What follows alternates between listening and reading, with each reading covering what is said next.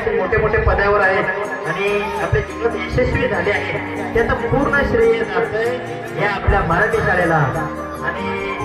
आपल्या मराठी शाळेचे त्यांचे गुरु आणि शिक्षक यांना तर मला हे अभिप्राय या गावावर आम्हाला एक उपक्रम होता माझ्या गावचा धडा तुम्ही द्या म्हणून तर मी त्याच्यामध्ये मला वाटतं माझ्या गावच्या धड्यात मी एक कविता केली होती तर ती कविता मला सादर करायला कुठं व्यासपीठ मिळालं नाही आजपर्यंत आणि आजपर्यंत ती कविता मी कधी सादर केली नाही फक्त लिहिली आणि उपक्रम म्हणून मी ती जिल्हा परिषदेत जमा केली ते पुस्तकात छापली कधी मी सादर केली नाही ती कविता आज ती माझ्या शिस्त विद्यार्थ्यांसमोर आणि माझ्या स्टाफ आणि सर्व गावकऱ्यांसमोर ही कविता सादर करतो कवितेचं नाव आहे माझं गाव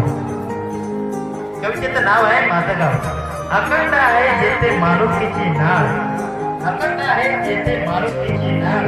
त्या खंडाळ गावचे आम्ही बाळ त्या खंडाळ गावचे आम्ही बाळ आता ही कविता इयत्ता पहिलीच्या विद्यार्थ्यांच्या अभ्यासक्रमातली म्हणून इथं उल्लेख केलेला आहे बाळ अखंड जेथे माणुसकीची नाळ त्या खंडाळ गावचे आम्ही बाळ गाव आमचे सुंदर फार गावाची आम्ही बाळ हुशार गाव आमचे सुंदर फार गावाचे आम्ही बाळ हुशार गावाच्या मधोमध आहे आमची शाळा गावाच्या मधोमध आहे आमची शाळा त्या शाळेचा आम्हा मुलांना फार कळा त्या शाळेचा आम्हा मुलांना फार कळा गावात आहे दगडी गडी आपल्या गावात एक दगडी गडी आहे ती गडी एक आपला ऐतिहासिक वारसा म्हणून आम्ही घेतलेली आहे गावात आहे एक दगडी गडी गावाच्या वैभवात खडी तिथून तरुण मोठं होऊ एकमेकांच्या काळी येऊ तिथून तरुण मोठं होऊ एकमेकांच्या काळी येऊ चांगले शिक्षण म्हणे धरू